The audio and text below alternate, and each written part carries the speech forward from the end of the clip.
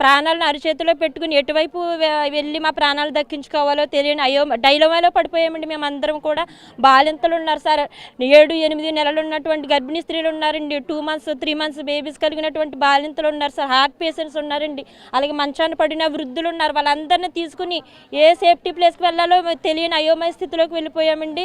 అధికారులందరూ కూడా కూటమి గవర్నమెంట్ ఏదైతే ఉందో అందరూ కూడా ఇన్ టైంలో మాకు రెస్పాన్సిబిలిటీ తీసుకుని ఇక్కడ పునరావాస కేంద్రానికి మమ్మల్ని తీసుకురావడం అనేది జరిగిందండి.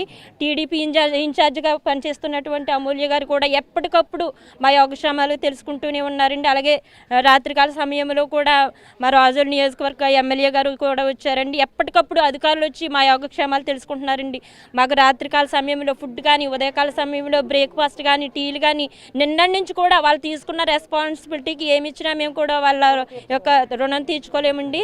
మేమందరం కూడా మరి మీడియా ముఖంగా తెలియజేసేది ఏంటంటే ఇలాంటి చర్యలు మరలా పునరావృతం కాకుండా మా కోనసీమ జిల్లాని మంచిగా ప్రొటెక్షన్ చేయాలనేసి మీడియా ముఖంగా మీకు తెలియజేసుకుంటున్నాను.